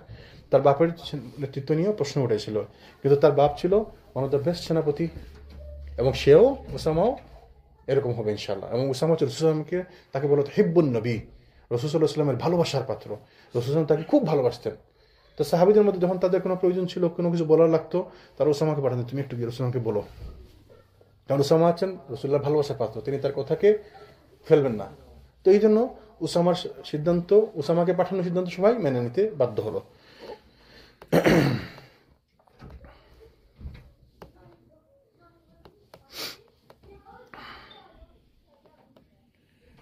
তারপরে যখন তিনি আবু বকর রাদিয়াল্লাহু আনহু এই ওসামাকে মানে খবর পৌঁছানো হলো যে তিনি তো তার ক্যাম্পে অবস্থান করতেছেন মদিনার অদূরে, তাকে জিজ্ঞেস করা, তাকে খবর পাঠানো যে আপনারা যুদ্ধের জন্য প্রস্তুতি নেন, এবং তিনি যুদ্ধের জন্য প্রস্তুতি নিলেন এবং তিনি রওনা হওয়ার জন্য প্রস্তুতি নিলেন। আবু বকর রাদিয়াল্লাহু আনহু গেলেন তাকে সি অফ করতে গেলেন। তখন এটা ছিল রাসূলুল্লাহর সুন্নাত সাল্লাল্লাহু আলাইহি ওয়াসাল্লাম। তার সুন্নাত ছিল তিনি যখন কাউকে যুদ্ধে পাঠাতেন তাদের সঙ্গে সঙ্গে হাঁটতেন, তাদেরকে তারা ঘোড়াতে বা উঠে চলে যেতেন, তাদের পাশাপাশি তিনি হেঁটে হেঁটে যেতেন এবং তাদেরকে পরামর্শ দিতেন। হ্যাঁ, তখন আবু বকর রাদিয়াল্লাহু আনহু এইভাবে তাদের ওইখানে গিয়ে তাদের শাহী ইয়ের ব্যাপারে পরামর্শ দিতে লাগলেন, তাই না? তিনি যখন গেলেন তখন ওসামাকে উটের উপর উঠিয়ে, মানে ঘোড়ার উপর উঠিয়ে ওসামা রাদিয়াল্লাহু আনহু যাচ্ছেন। তো আবু বকর রাদিয়াল্লাহু আনহু হেঁটে হেঁটে যাচ্ছেন পাশে। তখন ওসামা বলেন, ইয়া আমি খলিফাতুর রাসূলিল্লাহ, হয় আপনি ঘোড়াতে ওঠেন, নাহলে আমি নাম নেওয়া যাবো না, এটা আমি পারতেছি না যে আপনি হেঁটে যাচ্ছেন আমি ঘোড়াতে উপরে উঠে যাচ্ছি। তো তিনি তাকে বললেন যে না, তুমি থাকো। তারপর তাদেরকে কিছু উপদেশ দিলেন এবং তার কাছ থেকে বললেন যে দেখো, তোমার এই বাহিনীতে রাসূল সাল্লাল্লাহু আলাইহি ওয়াসাল্লাম ওমরকেও পাঠাইছেন বাহিনীর অংশ করে। তা আমি তোমার কাছে চাচ্ছি, তুমি যদি মনে করো যে তুমি যদি ভালো মনে করো, তাহলে আমি চাচ্ছি, রিকোয়েস্ট করতেছি তোমাকে, তুমি ওমরকে মদিনাতে রেখে যাও। কারণ ওমরের দরকার আছে মদিনাতে। কি দরকার? কারণ ওমর হচ্ছে সেকেন্ড ইন কমান্ড, এবং তার সব থেকে সহযোগী এবং বুদ্ধি পরামর্শের ব্যাপারে ওমর হচ্ছেন সব থেকে বেশি কাছের লোক। এবং ওমর যেরকম বোল্ডলি বলতে পারেন, খলিফার সামনে বলতে পারেন, ওমর রাদিয়াল্লাহু আনহু রাসূল সাল্লাল্লাহু আলাইহি ওয়াসাল্লামকেও সরাসরি অনেক কথা বলতে পারতেন, ভয় না করে, দিনের ব্যাপারে, হকের ব্যাপারে। তো এই জন্য তিনি চাইছেন যে ওমর যেন থাকুক মদিনাতে। তিনি ওসামার কাছে চাইতেছেন যে ওসামা, তুমি যদি মনে করো ভালো, তুমি যদি পারমিশন দাও, তাহলে আমি ওমরকে মদিনাতে রাখতে চাই। সুবহানাল্লাহ। তিনি তো খলিফা, তিনি চাইলেই সিদ্ধান্ত নিতে পারেন, কিন্তু না, তিনি ওসামার কাছে চাইলেন। তখন ওসামা বলেন যে অবশ্যই ইয়া খলিফাতুর রাসূল, আপনি কি বলেন? তিনি ওমরকে রেখে যাওয়ার সিদ্ধান্ত নিলেন। তারপরে তিনি আবু বকর যেন তাদের দিকে ফিরে তাদেরকে কিছু পরামর্শ দিলেন। কি পরামর্শ দিলেন? এক নাম্বার, তিনি বললেন যে আমি তোমাদেরকে কিছু কথা বলবো, তোমরা আমার কাছ থেকে শুনে মুখস্থ করে নাও। তাহলে মুখস্থ করে নেওয়ার কথা কখন আসে? যখন এটা কোনো মূলনীতির ব্যাপার হয়। তাহলে এটা হচ্ছে মূলনীতি যুদ্ধের ক্ষেত্রে সব সময়ের জন্য, কিয়ামত পর্যন্ত। তাহলে ওদের জন্য ওই শিক্ষা, আমাদের জন্য ওই শিক্ষা, এবং এইটা হচ্ছে মূলনীতি, যেটা কিয়ামত পর্যন্ত থাকবে। তাহলে আমাদেরকেও জানা দরকার। কি তিনি বলছেন যে দেখো, আমি তোমাদেরকে কিছু কথা বলবো, তোমরা শুনে মুখস্থ করে নাও। তাহলে নিশ্চয়ই গুরুত্বপূর্ণ ব্যাপার। তিনি কি বললেন? এক নাম্বার, কারোর সাথে বিশ্বাসঘাতকতা করো না।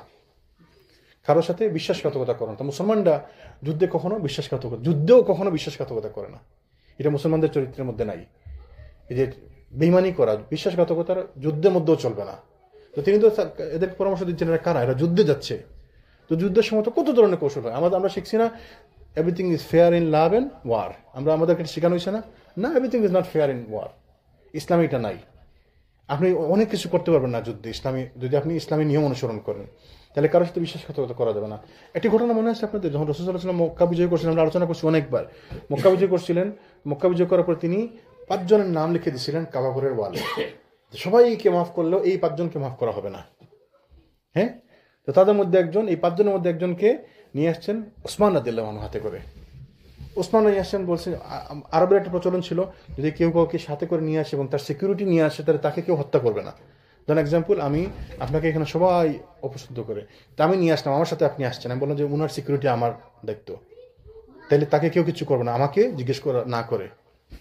ওসমান রাদিয়াল্লাহু নিয়ে আসছেন, ইয়া রাসূলুল্লাহ, তার কাছ থেকে আপনি বায়াত নেন, তার কাছ থেকে ইসলাম কবুল করুন।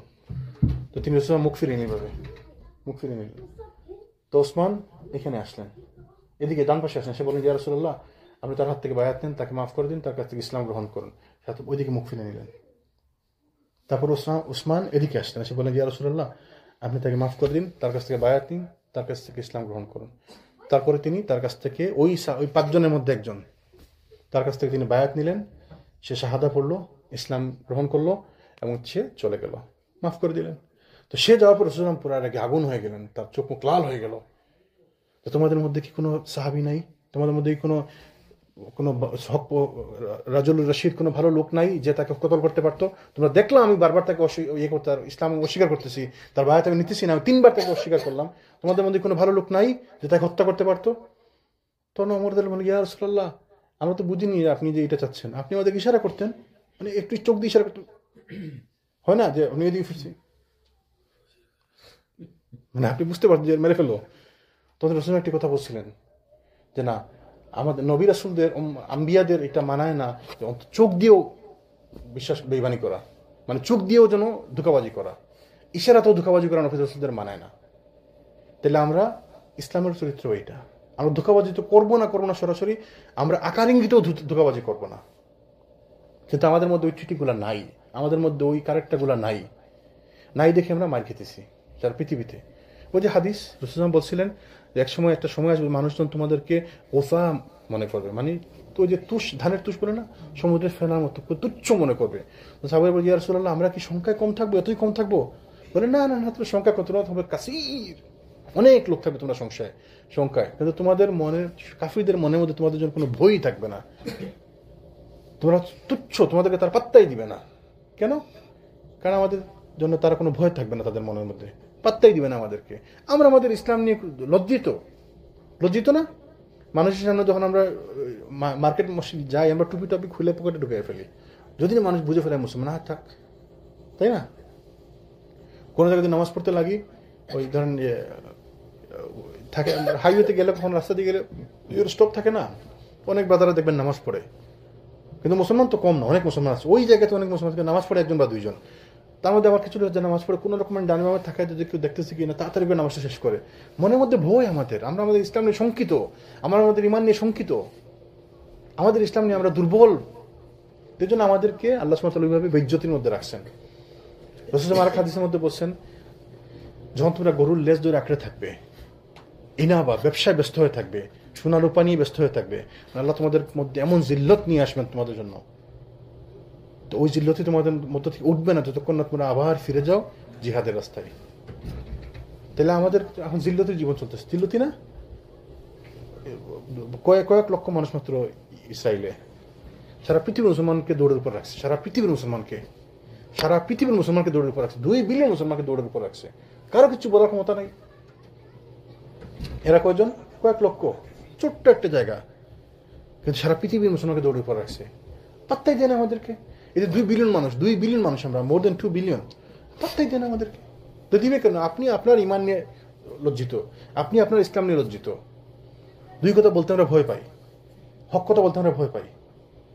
আমরা পয়সার কাছে দুর্বল, আমরা শক্তির কাছে দুর্বল, সুন্দরের কাছে দুর্বল, আমরা মর্যাদার কাছে দুর্বল। আল্লাহ যেন আমাদেরকে হেফাজত করেন। তো প্রথম উপদেশ কি ছিল? কারোর সাথে বিশ্বাসঘাতকতা করো না। 2 নম্বর, আমানতে খেয়ানত করো না। এই আমানতে খেয়ানত মুসলমানরা করে না আজকালকে, ভাই ভাইয়ের সাথে করে, ছেলে বাবার সাথে করে, ছেলে মায়ের সাথে করে, হাজব্যান্ড ওয়াইফের সাথে করে, ওয়াইফ হাজব্যান্ডের সাথে করে, আমানতের খেয়ানত, বাপ ছেলের সাথে খেয়ানত করে, 2 পয়সা 3 পয়সা দিয়ে আমরা খেয়ানত করি, 2 টাকা 3 টাকা আমরা খেয়ানত করে ফেলি। একটা কাজে দায়িত্ব দিচ্ছে আমাকে, 100 টাকার কাজ দিচ্ছে, আমি ওইখান থেকে পয়সা মেরে ফেলি। খেয়ানত, আমানতের খেয়ানত করতে এই মুনাফিকের লক্ষণ। তা আমাদের মধ্যে এই ক্যারেক্টারটা চলে আসছে, ভরপুর ক্যারেক্টার আমাদের মধ্যে। প্রত্যেক সেক্টরে আমরা খেয়ানত করতেছি। যারা গাড়ি চালায়, গাড়ি চালানোর মধ্যে আমরা খেয়ানত করতেছি। ওই কাস্টমারকে সোসাইড বুঝিয়ে এইদিকে ওইদিকে নিয়ে আমরা একটু বেশি পয়সা কামাই। যারা এই কাজ করি ওই কাজ করি, মানে প্রত্যেক সেক্টরে আমরা খেয়ানত করতেছি। এই চরিত্র যদি আমরা বাদ না দিই, তাহলে আমরা কেমনে সম্মান ফিরে পাবো? আবার মানুষ কেমন জানা না মুসলমান, মুসলমান কেন? ভাই বলতেছিল যে নিউ ইয়র্কে যখন ছিল, সবার নাম তো যারা কনস্ট্রাকশন কাজ করতো সবার নাম ছিল মোহাম্মদ, মানে সবাই মুসলমান বাঙালি, সবার নামে মোহাম্মদ অমুক, মোহাম্মদ অমুক, মোহাম্মদ অমুক চৌধুরী, মোহাম্মদ অমুক মিয়া, সবার নামে তো মোহাম্মদ, তাই না? তো এরা আবার বুঝতো সবাই মোহাম্মদ, মাহমেদ, মাহমেদ, সবার নাম ছিল মাহমেদ। তো কনস্ট্রাকশন কাজ যারাই করতো, কে কে কাজ মোহাম্মদ। তো এক ভাই বলতেছে উনি কাজ করতে গেছে, তো কারো মনে দিয়েছে তোর নাম কি? Mohammad. Oh then you are good person. তার মনের মধ্যে একটা জিনিস, মাথার মধ্যে একটা জিনিস আছে যে মোহাম্মদ যারা আছে এরা ভালো মানুষ। কেন? এরা 2 নম্বরই কম করে, এরা চুরি ডাকাতি না করে না, এরা আমার মাল 2 নম্বরই করবে না। এই ধারণাটা কেন আসছে? কারণ আর কাজ কারা করে? স্প্যানিশটা করে, মেক্সিকানরা করে, এরা শয়তান ভাটপার, তাই না? এই জন্য এদের থেকে মুসলমানরা একটু ভালো। তো মোহাম্মদ নাম শুনলেই ভালো। এই ক্যারেক্টারটা আমরা ধরে রাখতে যদি পারি, তাহলে মানুষের ইসলামের দাওয়াত হবে, প্রচার হবে, প্রসার হবে। আমার কারণে আপনি আমি মনে করতে পারি যে আপনি আবার কিভাবে ইসলামের খেদমত করবো? ভাই আপনার ক্যারেক্টার ইসলামের খেদমত, আপনার ক্যারেক্টার ইসলামের ধ্বংস, আপনার কারণে ইসলামের নাম হবে। আপনি যদি একটা জায়গায় জব করেন, আপনি যদি আপনার ওয়ার্ক স্টেশনে থাকেন, যদি ভালোভাবে হকভাবে হালালভাবে পয়সাটা ইনকাম করেন, আপনি আপনার দায়িত্ব সুচারুভাবে পালন করেন, তাহলে আপনার কোয়ার্কাররা বুঝবেন না মুসলমানরা মনে হয় এরকমই। আর আপনি যদি বাটপারি করেন, খেয়ানত করেন, তাহলে এরা তো বলবো না যে এই মিস্টার এক্স খারাপ, বলবে যে মুসলমান এগুলো নেই খারাপ, বলে না এরকম? বলে যে কালোগুলো খারাপ, সব কালো কি খারাপ? কালো একটা দেখলে আমরা তো ভয়ের রাস্তা চেঞ্জ করে ফেলি, করি না? যদি রাত্রে আপনি গাড়িতে হঠাৎ করে দেখেন কালো 2টা আসতেছে, ভয় পাই না? মেবি এগুলো ভালো লোক, মুসলমান হইতে পারে, ভালো লোক হইতে পারে, কত সব ভালো লোক হইতে পারে, কিন্তু আমরা মনের মধ্যে আমরা ঢুকছে এই কালো মালো এগুলো খারাপ। তো এই যে আমাদের মধ্যে এরকম হচ্ছে না যে মুসলমান যদি আপনি খারাপ ব্যবহার করি, তো এই মানুষের মধ্যে এটা ঢুকবে যে মুসলমানটাই খারাপ, মুসলমানটা এরকমই। আর ভাই আপনি যদি ভালো ব্যবহার করেন, তাহলে ওই সেক্টরের হয়তো কোনো মুসলমান দেখি নাই। ওই দিন একটা ভিডিও দেখলাম, একটা ডকুমেন্টারি, এক ভাই এই কোন একটা শহরে গেছে, ওই শহরে কোনো মুসলমান যায় নাই, আমেরিকাতে কোন একটা শহরে। তো ওরা, আপনি সার্চ করে দেবেন, গুগলের মধ্যে সার্চ করে যে the most racist city in America, most racist city, মানে ওই সিটিতে এত আমেরিকার মধ্যে গুগলের মধ্যে আছে রেকর্ড, এরা হচ্ছে সব থেকে রেসিস্ট আমেরিকার মধ্যে, তাই না? তো এরা মুসলমানদের নাম শুনলেই মানে খারাপ প্রমাণ করে, মুসলমান মানেই খারাপ। এরা মুসলমান দেখেনি কোনোদিন কেউ, তারা কোনোদিন কোনো মুসলমান দেখে না, কিন্তু ওই যে শুনে শুনে রয়েছে। তো এক লোক গেছে, এক মুসলমান এক ভাই গেছে, তো গিয়ে সে সাক্ষাৎকার নিচ্ছে মুসলমান সম্পর্কে তোর কি ধারণা, সবাই খারাপ বলছে, সবাই খারাপ বলছে, সবাই খারাপ খারাপ বলছে। তো সে একটা প্লেকার্ড নিয়ে দাঁড়িয়েছে রাস্তার পাশে, meet a Muslim, meet and greet a Muslim. তো অনেক মানুষ আসছে, কথাবার্তা বলছে, জিজ্ঞেস করছে, তার সাথে ইন্টারাকশন করার পরে বলছে, ও আমরা তো মনে করছি মুসলমান মানে সেই ওই যে হাতির অন্ধের হাতি দেখার মতো, এখানে হাত দিছে, ও হাতি মনে হয় এটা নরম, হাতি মনে একটা নরম জিনিস না। কানের মধ্যে হাত দিছে, যে সে বলতেছে হাতি মনে একটা পাখার মতো না, যে হাতির পায়ে হাত মনে করছে ও হাতি মনে একটা ওয়ালের মতো। তাদের অবস্থা ছিল এরকম যে মুসলমান মানে হচ্ছে রাক্ষস, এই সেই অমুক তমুক। যখন মিট করছিলাম বলে, হো তো মুসলমান তো খারাপ না, তাইলে মুসলমান তো আমাদের একদম বলছে, মুসলমান তো আমাদের মতো মানুষ, তাইলে এই যে আমাদের মিসকনসেপশনের কারণে অনেক জায়গায়, তো 2 জায়গায় আমিও কাজ করছি যেখানে এরা মুসলমানকে দেখিনি। আবার এক জায়গায় আমি কাজ করছি, কাজে গেছি, রামাদান চলতেছে, তো আমি রোজা রাখছি। তো আমি বললাম যে আমার তো ওই সময় রোজা ভাঙতে হবে, সিয়াম ফাস্টিং ব্রেক করতে হবে, তো আমি ব্রেক করবো। কইটা আবার কি, আমাদের তো আগে একটা আরবি মেয়ে ছিল আমাদের এখানে কাজ করতো, নামটাও বলছে আমার, ও তো আমি তো ওগুলো কোনো বলে নাই, আর আমি কি জবাব দিব? তার কারণে মুসলমানের নাম খারাপ হয়েছে না? একটা আরবি মেয়ে ছিল না, but she used to do hijab, হিজাব করতো, কিন্তু সে তো কখনো ওইগুলা বলে নাই আমাদের, কারণ তো কখনো দেখিনি তারা এই রোজা ভাঙতে বা এই ব্যাপারে কোনো কথা বলতে। হয়তো সে লজ্জায় বলেনি, এক হইতে পারে না, লেটস থিঙ্ক পজিটিভ, হয়তো লজ্জায় বলেনি, হয়তো লুকাইয়া গিয়ে সে রোজা ভাঙতো, অথবা সে হয়তো ওই সময় অসুস্থ থাকতো, হইতে পারে, তাই না? অথবা ওয়ার্স কেস সিনারিও, সে রোজা রাখতো না। এবং this is not very unlikely. আমার ওয়াইফে কয়েকদিন ক্লাস করছি ইসিসিতে, আমি ক্লাস করতেছি ডিউবিলে। এই অনেক অনেক ক্লাসমেট আছে, আছে ক্লাসমেট আছে যারা ইরাকি, ইরানি, এই ইয়েমেনি আল্লাহ মুস্তান, এরা রোজা রাখে না, রোজা মাসে রোজা রাখে না, এরা খাইতেছে দেদারছে, খাইছে বেমালুম খাইতেছে। কি তোরা রোজা না? না আমি রোজা রাখতে পারি না, আমার একটু সমস্যা আছে। আজও তো এই যে আপনি মুসলমানের নাম খারাপ করতেছেন না? বিভিন্ন জায়গায় মুসলমানরা চাইলে নামাজের জায়গা দেয়, কেন দেয়? যখন দেখে সবাই মিলে একটা অ্যাপ্লিকেশন করছে, হসপিটাল যখন বিভিন্ন হসপিটালে, আল্লাহ হুকুম আমি 2-3 হসপিটালে কাজ করছি, এবং প্রত্যেকটা হসপিটালে আমি জুমার নামাজ পড়াইতাম। প্রত্যেকটা হসপিটালে নামাজের জায়গা ছিল, আল্লাহ তৌফিক দিচ্ছে, আমি সব জায়গায় জুমার নামাজ পড়াইছি। তো অ্যাপ্লাই যখন করা হয়, সবাই মিলে যখন অ্যাপ্লাই করে, তারা দিতে বাধ্য, তারা দে, না দিলে তো তারা ওই যে ফ্রিডম অফ রিলিজনের এগেস্টে যাবে, কনস্টিটিউশনের এগেস্টে যাবে, তাই না? কিন্তু যদি আমি যদি বিরোধিতা করি, 10 জনের মধ্যে যদি আমি একজন অ্যাপ্লাই করে পাঠাই, তো তারা দেখবে যে 9 জন তো চাইতেছে না, তাহলে তো দরকার নাই এটা এদের, তাই না? আপনার আমার কারণে ইসলাম বদনাম হইতেছে। আপনি মনে করছেন যে আমি একজনের না করলে কি হবে? আপনি একজনের কারণে ইসলাম খারাপ হইতেছে ভাই, আরেকজনের মনে, একজন মানুষের মনে ইসলামের খারাপ ধারণা ঢুকতেছে। তাহলে আমরা এই ক্যারেক্টারগুলো আমাদের থাকতে পারবে না। বিশ্বাসঘাতকতা করা যাবে না, যে কারোর সাথে হোক, নন মুসলিম হোক, কুফার হোক, যাই হোক, বিশ্বাসঘাতকতা করা যাবে না, আমানতে খেয়ানত করা যাবে না। 3 নম্বর কি? প্রতিজ্ঞা বা প্রতিশ্রুতি ভঙ্গ করো না। সবাইকে বলছে প্রতিজ্ঞা বা প্রতিশ্রুতি ভঙ্গ করো না। তাহলে ওয়াদা কি ভঙ্গ করা যায়? তো ওয়াদা কে ভঙ্গ করে? মুনাফিকরা। আমরা কি মুনাফিক? তাহলে আমরা কেন ওয়াদা ভঙ্গ করবো? আমাদের তো কোথায় কোথায় ওয়াদা ভঙ্গ, আমরা তো বুঝি না, আমরা এটা পাত্তা দিই না। আমরা মনে করি আচ্ছা এটা কোনো কথা হলো নাকি? কটা আসবো? 10টায়। কোনোদিন গেছি আমরা 10টায়? এই যে এটা আমাদের একটা ক্যারেক্টার, এই যে চরিত্র। কতদিন লাগবে এই কাজ করতে? 10 দিনের মধ্যে শেষ করে দিব। পারছেন 10 দিনের মধ্যে শেষ করতে? চাইলে কিন্তু পারতেন, কিন্তু করছেননি। আপনি শুরুতেই ধরেন 10 দিন, মানে বললাম আর কি, একটা বলার কথা বললাম, 10টা মানে টাইম দেওয়ার জন্য দিলাম আর কি, তাই না? এই কাজটা করতে কত লাগবে? 500-1000-এর মধ্যে হয়ে যাবে। আসলে কিন্তু আমার মাথায় না যে 500 বন্ধ করবো, আমার মাথা হচ্ছে আগে কাজটা ধরি, জবটা নেই। একটা কথা বললাম আর কি, 500-1000, তখন কাজের সময় আসবে, তখন 200-400-500-1000 বেশি লাগবে, তো সেও বুঝবে। আমার মাথার মধ্যে কিন্তু শুরুতেই আমরা ওইটা নিয়ে ধরে আসি যে 10টা বলছি, তো যখন 10:30 দিকে অসুবিধা নাই। আমি কেন মনে করি 10টা মানে আমি 9:50 এখানে থাকবো? এটা না মুসলমান চরিত্র উচিত? আমি কেন মনে করি যদি আমি যে বলছি তার 1000 টাকার কাজ, চেষ্টা করবো এটা 800 মধ্যে করে দিতে? এটা না আমাদের চরিত্র উচিত? তা আমাদের সালাফরা তো এগুলো বলে গেছেন, এরা তো আমাদের সালাফ। আবু বকর রাদিয়াল্লাহু আনহু সালাফ না আমাদের? বলছেন আমানতের খেয়ানত করবা না, প্রতিজ্ঞা বা প্রতিশ্রুতি ভঙ্গ করো না। 4 নম্বর কি বলছে? শত্রুপক্ষের কোনো নিহত ব্যক্তির অঙ্গ ছেদন করে আকৃতি বিকৃতি করো না। কেন করো না? এটা নিষিদ্ধ ইসলামে। আপনি কারো আকৃতি, কারো ইভেন যদি মৃতদেহ হয়, তার দেহ থেকে ওই অঙ্গ হানি করা যাবে না। তো কারণ রাসূলুল্লাহ কি বলছেন যে মৃতেরও কষ্ট হয়, তাই না? মৃতের যদি হাড় ভাঙে তাহলে জীবিতের মতো কষ্ট হয়। মৃতদেহকেও সম্মান করতে হবে ইসলামে, সেটা হোক নন মুসলিমের মৃতদেহ। তো এটা আমরা খেয়াল রাখবো।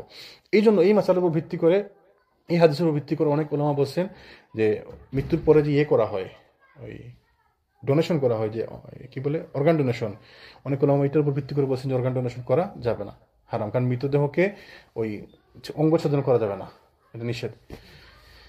আবার কি? খেজুর গাছ বা যে কোনো ধরনের ফলবান বৃক্ষ উপরে কেটে বা পুড়িয়ে দিও না। কেন? খেজুর গাছ উপরে দিলে অসুবিধা কি? কারণ মুসলমানরা হচ্ছে শান্তি, ইসলাম হচ্ছে শান্তির ধর্ম। মুসলমানরা শান্তির প্রচার করতে যায়, শান্তির প্রসার করতে যায়। আমি যদি খেজুর গাছ উপরে ফেলি, যখন এটা আমি আবার দখল করবো, ওই জায়গাটা আমার দখলে আসবে, তখন আমি খেজুর গাছ পাবো কই? আমি এদেরকে খাওয়ার জন্য কি দিব? তাইলে মানে মুসলমানরা যেমন ধ্বংস করতে চান। আপনারা যদি তাতারদের ইতিহাস পড়েন, এই মঙ্গলদের ইতিহাস পড়েন, দেখবেন যে ওরা যেখানে গেছে শুধু জ্বালিয়ে পুড়িয়ে ছাড়খাড় করে দিচ্ছে সব কিছু।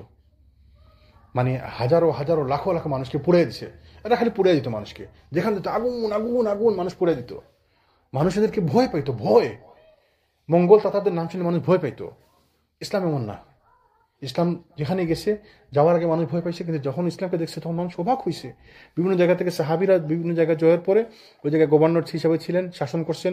আবার কিছুদিন পরে তিনি তাদের হাতে দিয়ে চলে আসছেন। তখন মুসলমানদের করা ফিরে ফিরে ডাকছে, না না না, তোমরা যায় না, তোমরা যায় না, আমরা তোমাদের আন্ডারে তার ভালো ছিলাম। কারণ চুরি নাই, ডাকাতি নাই, শয়তানি নাই, রাহাজানি নাই, অবিচার নাই।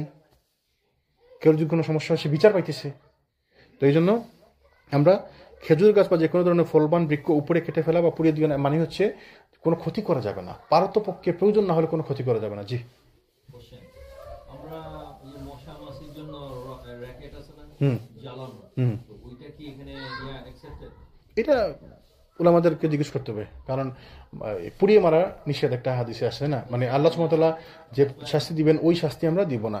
কিন্তু মশা মাছিকে তো এমনি মারা যায়, কারণ মশা মাছি তো আমাদের ক্ষতি করতেছে, তাই না? আল্লাহু আলাম, এটা কাউকে ইমামকে জিজ্ঞেস করবো না। ইনশাআল্লাহ, অথবা আমরা আগামী ক্লাসে জিজ্ঞেস করবেন যে শায়েখদেরকে। তারপরে কি বলছেন যে খাওয়ার প্রয়োজন ব্যতীত কারো ছাগল, গরু কিংবা উট ইত্যাদি হত্যা করো না। তার মানে অপ্রয়োজনে কোনো জিনিস ক্ষতি করা যাবে না, অপ্রয়োজনে কোনো কাউকে হত্যা করা যাবে না। অপ্রয়োজনে হত্যা তো নিশ্চয় আল্লাহ সুবহানাহু ওয়া তাআলা বলছে না, যদি কেউ তাদের মধ্যে যারা শান্তিপ্রিয়দেরকে মারা যাবে না, সূরা তাওবার মধ্যে বলছে, মানে যুদ্ধকালীন অবস্থায়, যুদ্ধ চলাকালীন অবস্থায় যারা তোমাদের বিরুদ্ধে অস্ত্র উঠাবেন তাদেরকে মারা যাবে না, এবং তাদেরকে নিরাপদ স্থানে পৌঁছে দিতে হবে। তাহলে এটা তো ইসলামের নিয়ম, এটা ইসলামের আদেশ, এটা মুসলমানদের সেনাপতিদের আদেশ ছিল, এটা আল্লাহ সুবহানাহু ওয়া তাআলা কোরআনে আমাদেরকে বলে দিয়েছেন, এটা আমাদের শিক্ষা এবং এইটাই আমাদের চরিত্র হওয়া উচিত। সুবহানাল্লাহ। অথচ আমাদের ক্যারেক্টার কি? মুসলমানদের মধ্যে এমন লোক আছে না বিভিন্ন দেশে, যেমন আমার বাংলাদেশে আমরা যে পলিটিক্সের কারণে কে কারে মারতেছে, কোনভাবে কে মারতেছে কেউ বলতেই পারে না। এই যে জুলাইতে কত লোক মারা গেল না, যে মারছে সেও জানে না কি জন্য মারা গেছে, আর যে মারা গেছে সেও জানে না কি জন্য মারা গেলাম। মিছিল করতে হঠাৎ করে গুলি লাগলো, মারা গেলাম, মানে কি জন্য, কে মারলো, কারে মারলো, যে মারছে সে জানি না সে কারে মারছে, আর যে মারা গেছে জানে না সে কার গুলিতে মারা গেছে। রাসূল বলছেন কিয়ামতের একটা আলামত যে এত বাড়বে মৃত্যু, যে মানুষজন মারবে, যে মারবে সেও জানবে না কেন মারছে, যে মরছে সেও জানবে না আমি কেন মরছি। সুবহানাল্লাহ। এই যে গুলিতে করে মানুষ মারা গেল, সে জানেন সে কি জন্য মরছে, তারা কে মারছে, বা যে মারছে সে কি জানে আমি কারে মারছি? না, অবাক ব্যাপার, মানুষ মারতেছে কোনো কারণ ছাড়া। ইসলাম এটা নিষেধ। তখন আমাদের এই ভাইগুলা কি ইসলাম চর্চা করতেছে? যারা এগুলো করতেছে, বিভিন্ন দেশে প্রতিদিন হাজার হাজার মানুষ মারা যাইতেছে, এগুলা কি ইসলামের চর্চা মুসলমানদের মধ্যে হইতেছে না? তো মুসলমানরা করতেছে, এটা কি ইসলামের চর্চা হইতেছে না? তারপরে কি বলছে, পথিমধ্যে বা তোমাদের গন্তব্যস্থানে গির্জা, মন্দির বা উপাসনালয়ে সর্বদা উপাসনারত লোকদেরকে বিরক্ত করো না, তাদেরকে নিজেদের অবস্থা থাকতে দিও। এই যে একটা ব্যাপার, ধর্মের স্বাধীনতা, ইসলামের ধর্মের স্বাধীনতা। এই কেউ যদি খ্রিস্টান ধর্ম অনুসরণ করে, তাকে কি আমি বাধা দিতে পারবো? আমার বাধা তো রাইটস আছে, দাওয়াত দিতে পারবো, তাই না? তাকে বুঝাতে পারবো যে ইসলাম ধর্ম সুন্দর, ইসলামে এইটা আছে, ওইটা তোমাদের ধর্মে এইটা যেটা আছে এটা ঠিক না, এটা অন্যায়, এটা নিষেধ, তোমাদের মধ্যে এটা জুলুম, ওইটা ঠিক না। তাকে বলতে পারবো। সে যদি ইসলাম খ্রিস্টান ধর্মে থাকে, আমি তাকে জোর করতে পারবো? রাসূলুল্লাহ জোর করছিল চাচাকে। ইহুদি যে বাচ্চা ছেলেরা মৃত্যুর আগ মুহূর্তে মৃত্যুসজ্জা ছিল, রাসূলুল্লাহকে বলছে তুমি শাহাদা নাও, আল্লাহর কাছে দোয়া করো তোমাকে যেন আল্লাহ জান্নাত দান করে। তো তাকে জোর করতে পারতো না, তার তো কৃতদাস ছিল, গোলাম ছিল, জোর করতে পারতো, জোর তো করে নাই, দাওয়াত দিছে, চাচাকে দাওয়াত দিছে, সবাইকে দাওয়াত দিছে। আল্লাহ সুবহানাহু ওয়া তাআলা আয়াত করেন লা ইকরাহা ফিদ-দীন, দ্বীনের ব্যাপারে কোনো জবরদস্তি নাই, তোমার ধর্ম তোমার জন্য, আমার ধর্ম আমার জন্য। তাহলে জবরদস্তি করা যাবে না। তাহলে যেসব জায়গায়, কারণ আল্লাহ রাসূলুল্লাহ হাদিসে বলছে না যে আল্লাহ সুবহানাহু ওয়া তাআলা বলেছেন যে তোমরা কারো তারা যাদেরকে উপাসনা করে তাদেরকে তোমরা গালি দিও না, বকা দিও না। কেন? কারণ ভুলবশত তারা আল্লাহকে বকা দিবে তখন। তাহলে আমি যদি হের ভগবানকে গিয়ে বলে তোর ভগবান অমুক তমুক এই সেই, তাহলে সে রাগ করে আমার আল্লাহকে গালি দিবে একটা, তো আল্লাহ তো গালির যোগ্য না। তাহলে আমি আমার ভুলের কারণে, আমার বুঝের কমতির কারণে আমি আল্লাহকে গালি খাওয়াইলাম, বকা খাওয়াইলাম। তাহলে কঠিন ব্যাপার, সহজ না ব্যাপারটা। এই যে মানুষ না বুঝে কত কিছু করে, ওই দিন আমাকে একটু প্রশ্ন করছিল, একটা প্রশ্ন করছিলাম, একটা গ্রুপে দিছি না, এক লোক আমার একটা প্রশ্ন করছে, কঠিন একটা প্রশ্ন, কঠিন মাসালা। ফোন করছে সকালে 7:45 যে ভাই একটা কঠিন ব্যাপার, একটা প্রশ্ন করছে। কি প্রশ্ন? যে এক লোক মারা গেছে, তার ছেলে মুসলমান আর মা বাপ দুজনই হিন্দু ছিল, তো ছেলে রিভার্ট হয়েছে, তাই না, মুসলমান হয়েছে, মা বাপ দুজনই হিন্দু। তখন ছেলে তার বাপকে কনভিন্স করছিল যে মুসলমান হওয়ার জন্য। তার বাপ তার নামটাও চেঞ্জ করার জন্য প্ল্যান করছে যে আমি মুসলমান হলে এই নাম রাখবো, ওই নাম রাখবো, নামটা চেঞ্জ ঠিক করতেছে। ইতিমধ্যে তার বাপ অসুস্থ, হসপিটালে গেছে, মারা গেছে। এখন কি তার কি মুসলিম কিনা, তার জানাজা কি মুসলমান মতো হইব নাকি? উত্তর বলেন। এটা আপনি উত্তর দিয়ে দিলেন, কিন্তু আপনি মদিনা থেকে, দাম্মাম থেকে, ওই যে মদিনা মাদানী সাহেব যে সেন্টারের না কাজ করে না, ওই সেন্টারের যে ডিরেক্টর, যে উনি আমাকে ভয়েস মেসেজ পাঠিয়েছে, দেখে শুনেন। উনি বলছে তার ইসলাম সাবিত, শুনেন, নিজে শুনেন। সুবহানাল্লাহ।